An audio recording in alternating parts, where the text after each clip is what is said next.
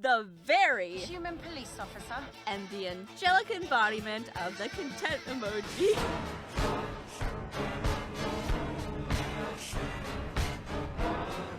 Don't you just want to pinch those cheeks? They're the one who's been sent to investigate the miracle, which strikes me as odd that Heaven would send a 37th class angel to do one of their most important tasks right now. Maybe they wanted to give Muriel a chance after they found that matchbox for them?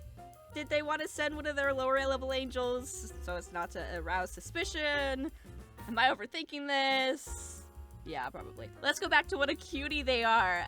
Aziraphale offers Muriel a cup of tea, and they hold it like it's the Holy Grail.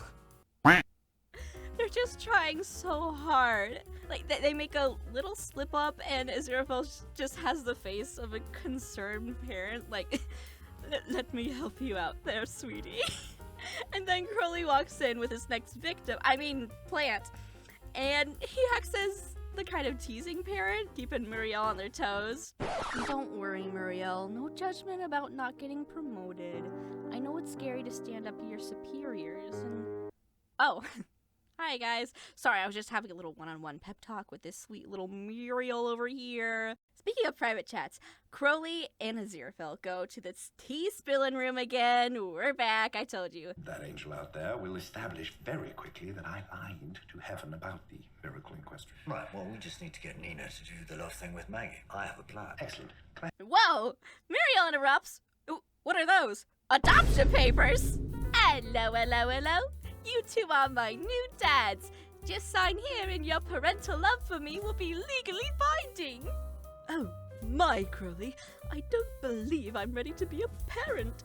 Well, we've already got that doe-eyed man-child prancing around the bookshop, but what the hell? It's taking the whole lot. Oh, that's just perfect. My two papas. I can't wait to tell all my very human friends about this. Wait, no. Since that's not out of the way, they easily convince Muriel that... You can only tell if people are in love by waiting a few days, because humans are weird and that's how it works. Which works, I guess, because angels don't give enough of a shit to actually learn about their god's creations. Completely ignoring what their dads just told them, Muriel immediately does a little interview with Nina that lasts all of 2 seconds, because they ask her about her love life. Like, honey... You're missing all the social cues, and I love you. Maybe they thought it would be acceptable since their dad said it was okay for police officers to interrogate people about their love lives. Long ago in London, 1800s. Dear Diary, this year my crush and I both happened to be assigned seats right next to each other. And he insisted I come to a local hangout spot at midnight. How romantic. Okay, added a couple embellishments, but you can't deny the amount of longing a schoolboy joy Aziraphale exudes when writing about his crush. Crowley. Duh. But long story short, Crowley invites him to a graveyard where they find this girl digging up dead bodies to sell to a professor. But Aziraphale sabotages her by turning the dead body into a pickle boy.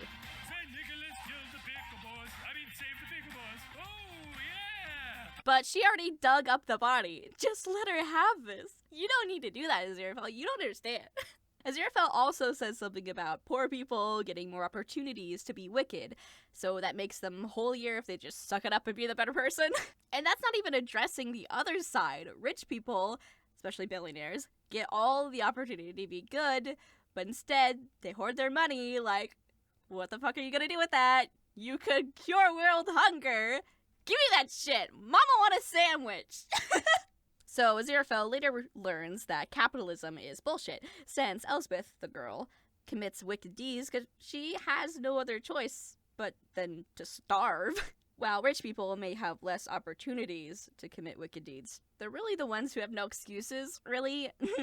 Tell me if I'm talking out of my ass too much.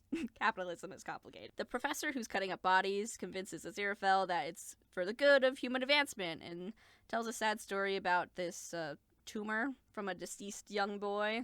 I just love the way Aziraphale coddles this jar like it's the son he never had. Oh, does this qualify for the child counter? I'm gonna count it as half a point. Add it to the child counter. Aziraphale has had a change of heart, so he helps Crowley, Elsbeth, and her friend, Wee Morag, dig up a body, but shit gets fucked. But it works out, except now Elsbeth wants to commit Romeo and Juliet, and Crowley says, hell no, I may be a bad guy, but I'm not bad guy. So he drinks her poison, the gas, but it's just demon alcohol. David Tennant really does not hold back. Like, ever. I'll tell you that. Crowley tells her and all the depressed bitches watching that what she's trying to do is Not on! and tells Aziraphale to yuck up his 90 guineas that he has had this whole time. So, she could buy a farm and be Not just pretty good, but properly good. which adds to the message from earlier that some rich people just do good stuff for clout. There's always exceptions, of course. So I hope Elsbeth did end up leading a comfortable life, being a decent person. Or give me your headcanon. What happened to Elsbeth? Moving on! Back in the present, Aziraphale dresses up as a giddy little detective I'm what's known as a newspaperman. and investigates a pub named The Resurrectionist, themed after the Dead Bodies guy. All of the records in the jukebox have been turned into the song... No, wait, that's not the one. Every Day by Buddy Holly, and Aziraphale finds out that Gabriel had meetings with somebody at this pub. Curious. Investigating the graveyard from a flashback, he somehow calls up Crowley just by politely asking someone's phone to call his husband at the bookshop. Okay. Good job. Oh, do you really think so? We love Crowley supporting Aziraphale's fun little quest. You know, except when he borrows Crowley's child, the Bentley, and influences it with his jolliness. Literally, in the scene where Crowley's like, Did you miss me? to the Bentley, Aziraphale does the sassiest. I'm sure it did. It's like they're fighting over the custody of this child. The Bentley just wants a stable home. Added to the child counter. Down in hell, Beelzebub is anxious to hear news of Gabriel's location, and it's got their head in the clouds. So their subordinate is like, You feeling all right? maybe they've got a little bit of a soft side. Maybe you'll find out later. Oh. Interesting. Speaking of soft spots, Crowley curates the perfect fanfic moment for Maggie and Nina by making it rain. It's just so cute. Words do not to do it justice. I'm not that kind of person. I know. I'm not your type. You have no idea. Ah, they're so cute! I'm gonna cry.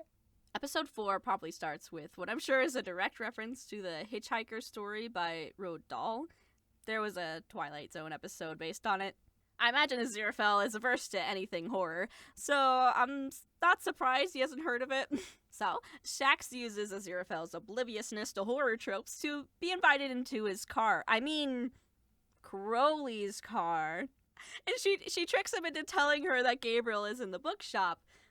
But while they're in the car, she confirms that literally everybody but Crowley and Aziraphale know that they're madly in love. And Shax has the nerve, the audacity to say, You don't seem his type at all. what do people think Crowley's type is? It's literally just Aziraphale. Fluffy angel Aziraphale. That's his type. What do you think? What do you think? We're back in the 1940s, right after Crowley saves Az's ass. The Nazi people are sent to hell, but they realize it's a pretty shitty experience. Huh, really? The fly hell thing is worse than literal hellfire. It looks to be the same animation style of the intro, and the fact that it's semi-realistic really sells the creepiness. It's about on level with certain claymation.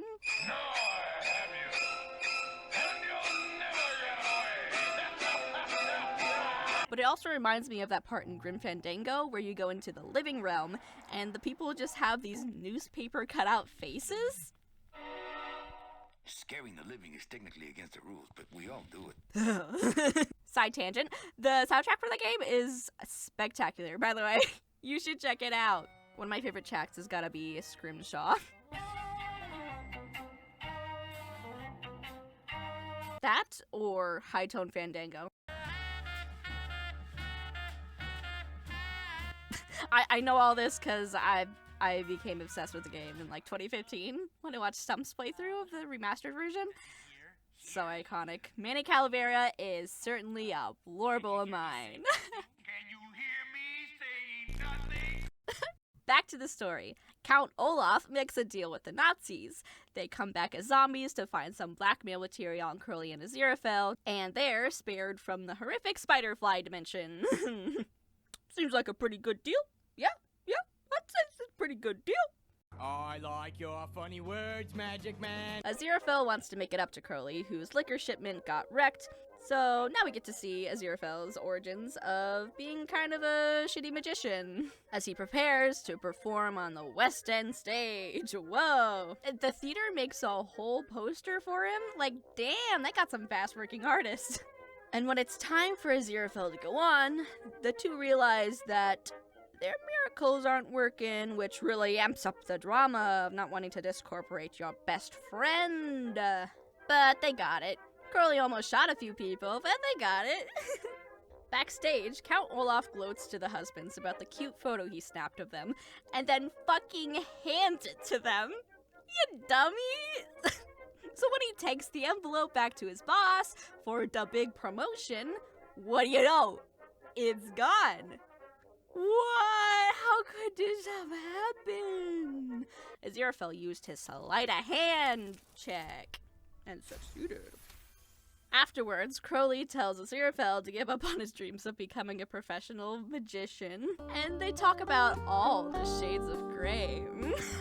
Yeah, I'm making that joke.